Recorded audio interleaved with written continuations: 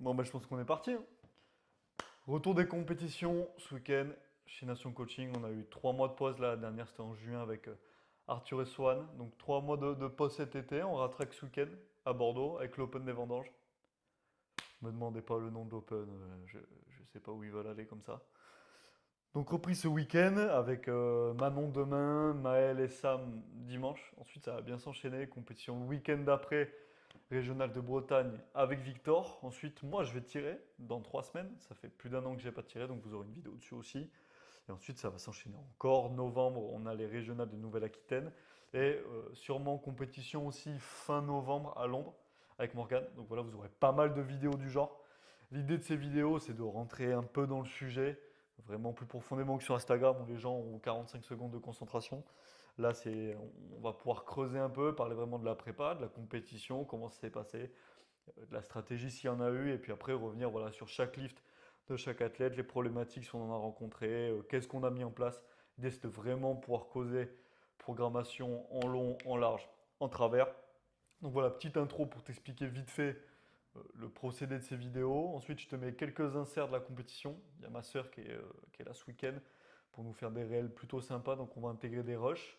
Et suite à ça, on se retrouve comme ça, caméra fixe, et on va parler un peu technico-tactique, quoi.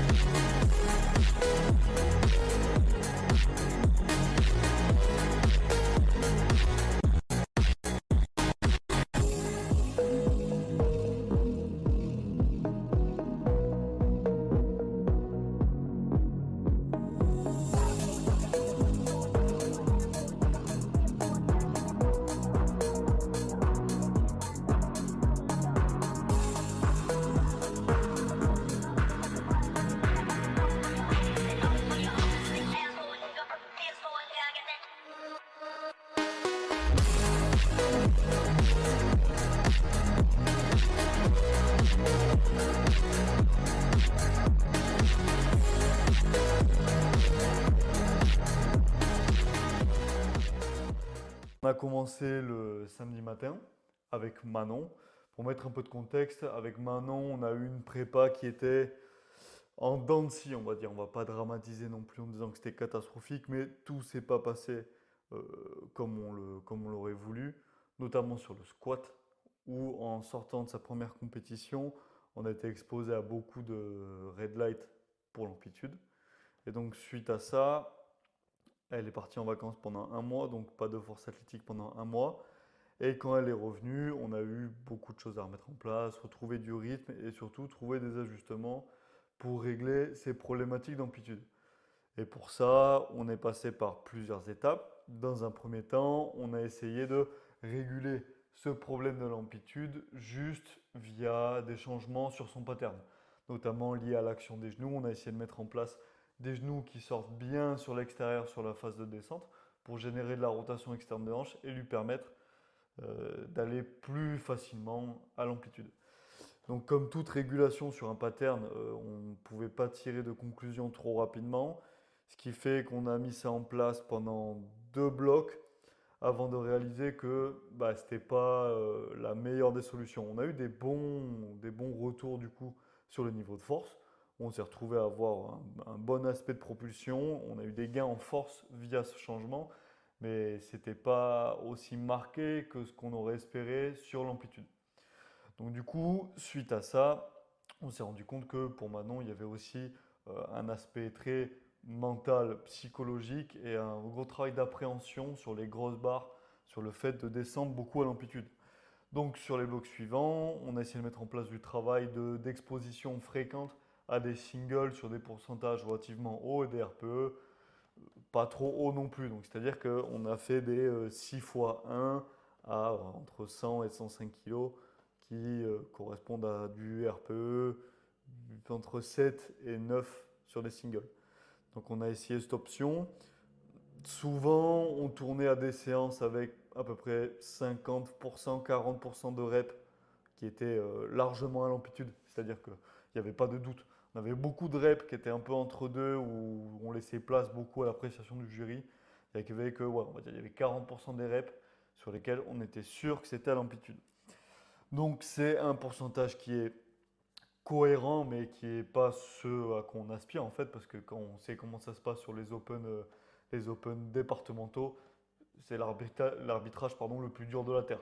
C'est-à-dire que l'arbitrage à Sheffield est 20 fois plus clément que l'arbitrage de l'arbitre de l'Open de la Moustiquaire. C'est vraiment un enfer là-dessus. Ensuite, autre option, du coup, on arrivait assez proche de l'échéance. On a songé à passer sur des drop shoes. On a fait une ou deux séances d'essai avec, en surélevant le talon. Pas de résultats géniaux non plus. Et donc, on arrivait dans une position, on arrivait sur le bloc de picking. On avait essayé plusieurs pistes, on n'avait pas trouvé de solution vraiment qui réglait notre problème d'amplitude. Et donc, pour mettre en place du travail de mobilité qui, à mon sens, est la clé, c'est un peu une des seules options qu'on n'a pas exploitées. Pourquoi j'ai attendu de l'exploiter en dernier, cette solution? Parce que je savais que c'est la solution qui mettrait le plus de temps à donner des résultats. Et comme on était assez proche de l'échéance, je voulais m'exposer plutôt à des solutions qui m'auraient donné des résultats rapidement et mettre en place un travail de mobilité plus tard. Au final, on n'a pas réussi à trouver de compromis. Donc on arrive sur le bloc de picking avec peu de confiance en fait sur les standards au squat. Et Manon est, bah, comme beaucoup d'athlètes, est une athlète qui fonctionne beaucoup à la confiance. Du moins qui a une confiance qui s'effondre assez vite quand elle voit que soit ça monte pas comme elle voudrait, soit elle n'est pas l'amplitude. Donc on arrive sur le picking, niveau force et vitesse des barres, c'est cohérent. Sur l'amplitude, on n'y est pas vraiment. On n'y est pas vraiment au point où dernière barre avant la compétition, elle essaye de m'enterrer une 105 et au final ça remonte pas. Donc elle fail sa dernière barre avant la comp. Donc on arrive le jour J, avec un taper qui était plutôt efficace au niveau d'énergie, on était bon et on va voir que ça a du coup pas mal aidé sur la suite parce qu'en fait la fraîcheur c'est quand même un aspect qui te permet de aller à l'amplitude et de ressortir de grandes amplitudes plus facilement. Donc jour J, on ouvre, on assure une barre à 95 en opener, on savait très bien 95 ça allait y aller avec l'amplitude sans aucun doute, c'est ce qui se passe évidemment. Deuxième barre, moi à ce moment-là je suis assez confiant, je vois que sur l'amplitude on est bon, il y avait un bon travail à l'échauffement, un bon travail sur la gamme montante, l'opener il est largement à l'amplitude. Donc on met 102,5 en deuxième barre qui est à 2,5 de son PR et de son PR comp. Vu de l'extérieur, sur le côté, pour moi la 102, je la vois à l'amplitude. Le fait est qu'elle prend 2 rouges sur 3 donc elle n'est pas à l'amplitude. Peut-être erreur d'appréciation de ma part, peut-être un arbitrage ultra sévère comme à tous les Open qui n'ont aucune importance. Aucune importance, je m'entends. Et donc, on arrive sur une troisième barre avec une option de soit assurer une 105, parce que pour moi, une 105, il n'y avait absolument aucun doute. Il suffisait de mettre la volonté nécessaire pour ce petit centimètre de plus, et la 105 allait remonter sans aucun doute. Soit on allait se chercher un PR, à 107, où là, du coup, on s'exposait au risque de faire un 1 sur 3. Et je sais que j'allais absolument détruire la confiance de Manon si je faisais ça. Donc, on assure avec une 105 qui passe à l'amplitude et avec de la marge. Côté bench, la prépa était plutôt très bonne. Plutôt très bonne, si ce n'est le picking qui n'a pas été le meilleur des blocs, mais sur l'avant-dernier bloc et l'avant-avant-dernier bloc, sur le bench, on était une dynamique super où on était en constante progression. Il y avait des bons feelings, il y avait de très bons standards. Sur le bloc de picking, je pense que l'aspect psychologique lié au squat a aussi un peu impacté le bench, où elle se mettait vite un peu en difficulté sur des barres lourdes où il fallait coller au standard.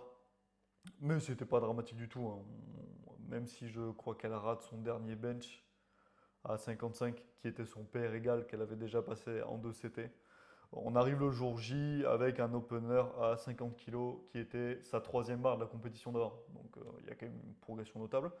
Donc 50, ça passe sans accroc. Deuxième barre 55 qui est donc un pair comp plus 5 et un all-time pair égalisé. La 55 passe très bien, passe vraiment bien au point où on s'offre la possibilité d'aller chercher une 60. Et c'est là où le dilemme intervient. Est-ce qu'on sécurise une 67? Une 57, pardon. Est-ce qu'on va chercher une 60? Compte tenu de la situation où on n'a pas maximisé en soi au squat, où on est sur un open régional, où on n'est pas sur des finales régionales où on pourrait s'exposer à jouer un classement. Là, l'idée, c'est de maximiser. On prend le kit ou double d'aller chercher une 60. Vous aurez les images du press, il dure 45 minutes, donc la barre ne sort pas de la poitrine. Très bien, on reviendra prochaine fois pour valider les 60. Pas de dilemme, on sort avec un pair, un all-time pair égal et un pair plus en compétition, donc le bench c'est tout à fait correct. Et on termine sur le deadlift, le lift sur lequel il n'y a vraiment eu aucun accroc du début à la fin de la préparation. Elle ouvre à 112,5, ça passe très largement. Deuxième barre à 122,5 où elle est déjà à pair comp plus 2.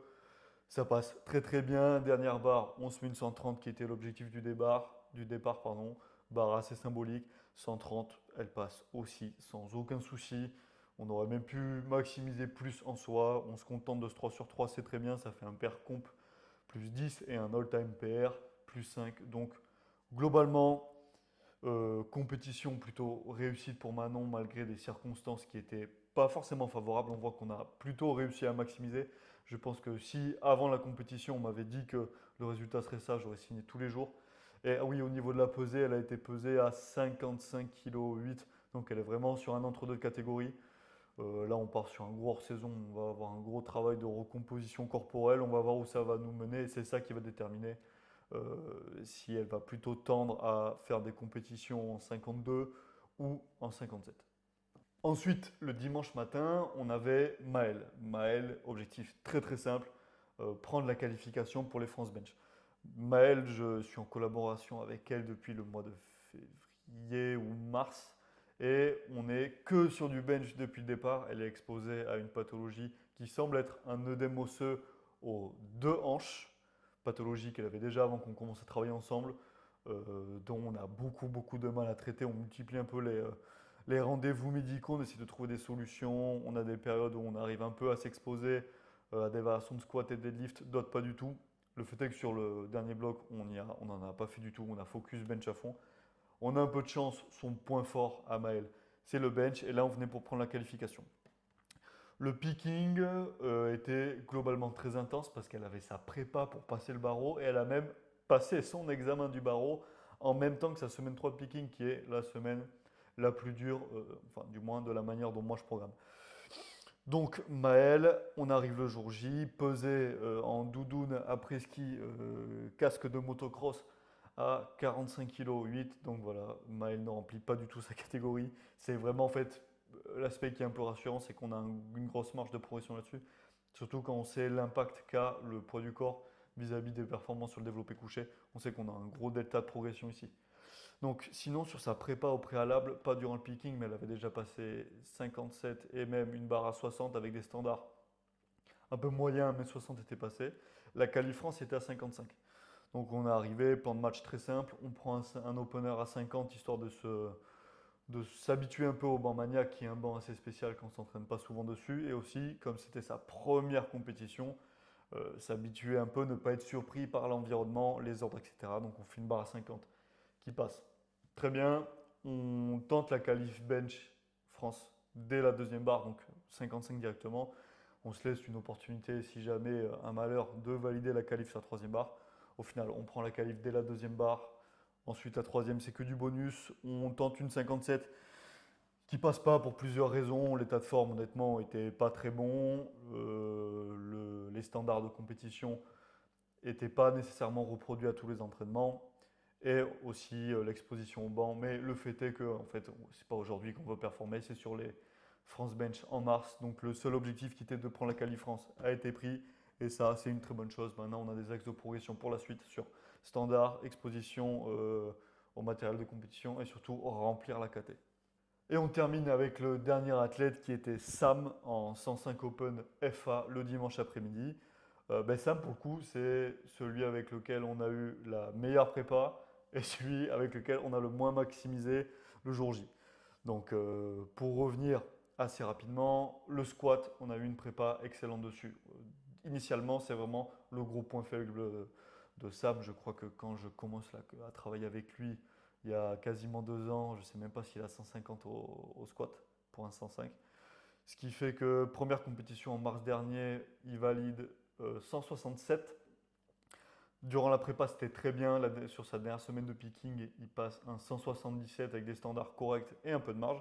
Ce qui fait qu'on se projetait sur entre 180 et 185 le jour J. Vous allez voir que ce n'est pas idéalement passé. On ouvre à 172, qui est déjà un PR comp plus 5 en soi. On ouvre à 172, non 70 pardon, qui est un PR plus 2,5 du coup on compte. 170 qui passe moyennement. On se fait surprendre, pas très bon feeling, pas de quoi être alarmiste non plus. Pour moi, je pense qu'il y a juste un problème de focus, le fait d'être mis sur la scène. On sait que c'est sur le plateau, du moins, c'est pas évident pour tout le monde. Donc, pour moi, on garde le plan, deuxième barre, on garde la 177. Je sais qu'en se mettant dans de bonnes conditions, en le préparant correctement, il y a largement ce qu'il faut. La 177 bouge extrêmement bien, enfin du moins comme on l'attendait. Par contre, bien trop court sur l'amplitude, ce qui fait qu'on prend 3 rouges. Et quand on prend 3 rouges sur l'amplitude, c'est que vraiment il n'y a pas de doute, c'est que même l'arbitre central, qui en soit mal placé pour avoir l'amplitude, a vu qu'il n'y avait pas l'amplitude. Donc là, il y a un dilemme aussi, c'est qu'est-ce qu'on fait? Est-ce qu'on remet une 177, on sécurise une 180, on all-in une 185? Et moi, la façon que j'ai de voir les choses, c'est que sur ces Open régionaux, je veux qu'on joue tout pleinement. Je veux qu'on garde vraiment les championnats régionaux ou championnats de France pour jouer des classements, jouer des matchs. Pour moi, ce genre de compétition, on les joue que pour nous et on all-in dessus. Donc, on met un troisième essai à 182 qui aurait été un all-time PR plus 5 et un PR comp plus 12. Et donc, il m'enterre l'amplitude, ça, il n'y a pas de doute. Par contre, du coup, fail, échec. Donc, assez déçu là-dessus. On n'a pas du tout maximisé sur squat. On a laissé beaucoup, beaucoup de kilos en route. On a des axes de travail pour la suite et c'est l'essentiel. Et l'avantage pour Sam, enfin l'avantage, c'est qu'il refait une compétition dans 2 mois. Donc, on a une revanche à prendre sur le squat très prochainement. Là où ça peut être frustrant en force athlétique, c'est que souvent les échéances sont assez éloignées et c'est dur de prendre son mal en patience quand on ne fait pas la compétition qu'on veut. Là, on a eu une prépa qui était très bonne, on sait ce qu'on a à réguler et on fera mieux sur les championnats régionaux. Ensuite, on passe au bench. Le bench, c'était le mouvement sur lequel on a eu plus d'accro, pas non plus sur cette prépa, mais sur toutes les prépas au préalable. Parce que depuis que je travaille avec Sam, on est exposé à pas mal de pathologies, notamment au niveau des coudes et des trapèzes qui le gênent beaucoup sur ce mouvement. Et généralement, le squat a tendance à réveiller ces pathologies, ce qui fait que avoir un bench lourd après un squat lourd, c'est assez contraignant dans son cas. Le plan était relativement simple. Sur sa première compétition, on avait validé 130. Donc là, le plan, c'était de faire 122, 127. Suivant la 127, soit on fait une troisième à 132, soit on ne fait pas de troisième. Comme je vous ai dit, on n'est pas là pour maximiser. On veut juste faire des barres, PR si possible. Et du coup, on ne voyait pas nécessairement l'intérêt de faire une 130 qui reviendra à faire un PR égal où on n'en serait pas nécessairement satisfait et on aurait juste potentiellement exposé à plus de gêne et de fatigue pour le deadlift après. Donc on fait 122, passe très bien, 127, passe bien. Passe bien, donc là on se dit, ok, qu'est-ce qu'on fait? Est-ce qu'on sécurise là? Est-ce qu'on se met la 132?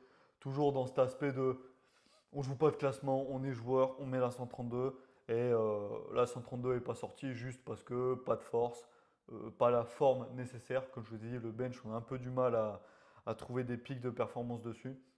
Donc là où par contre sur le squat, on sait déjà quoi mettre en place pour rectifier le tir dès les championnats de Nouvelle-Aquitaine en novembre.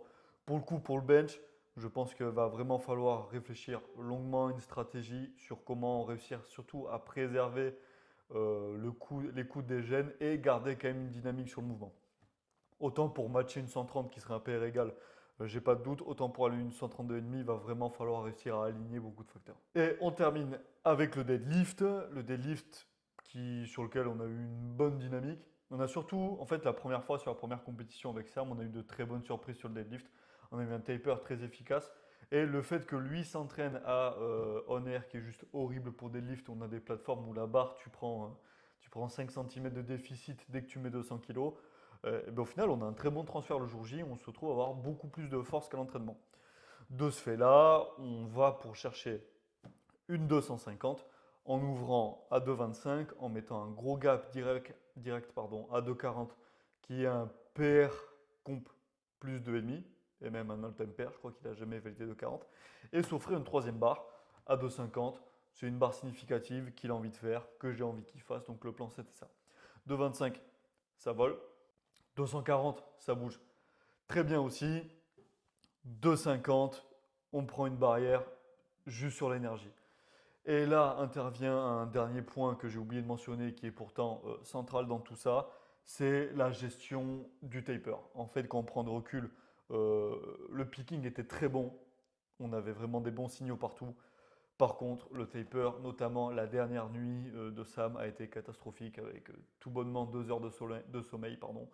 On sait que la dernière nuit avant les compétitions, elle est très dure pour tout le monde. Soit c'est le stress, soit c'est l'excitation, mais il y a un très mauvais niveau de sommeil. Et en général, on arrive à ne pas subir trop de répercussions quand toute la semaine de taper au préalable a été bonne. Là, il se trouve qu'on était dans une situation où le manque de sommeil a trop impacté les performances le jour J. On l'a vu dès le squat, on a eu beaucoup de fatigue générée dès le milieu du bench, alors que généralement ça intervient plus sur les premiers essais du deadlift. C'est rare de ressentir la fatigue aussitôt. Et du coup, bon, on a essayé de combler ce qu'on pouvait avec surexposition à la caféine, mais on sait que ce qui est, non seulement c'est pas la meilleure chose et c'est pas une solution durable, mais donc on sait que si on veut réussir à maximiser sur le squat, maximiser sur le bench, maximiser sur le deadlift pour sa prochaine compétition dans 2 mois, on sait que le plan de l'avant-dernier bloc plus le picking a été très bon, donc on va reproduire le même. Par contre, notre axe de progression, ça va vraiment être gestion de la récupération sur la comp week, donc sur le taper. On a beau faire le meilleur picking qu'on veut, si on n'arrive pas le jour J avec de la fraîcheur, on ne pourra jamais concrétiser ce qu'on a prévu, ce qu'on a construit plutôt sur la prépa et sur le picking. Donc voilà pour ce qui est de cette analyse de cas de mes 3 athlètes. J'espère que ce format vous a plu. Et bien on se retrouve dès la semaine prochaine pour un format similaire sur la compétition de Victor.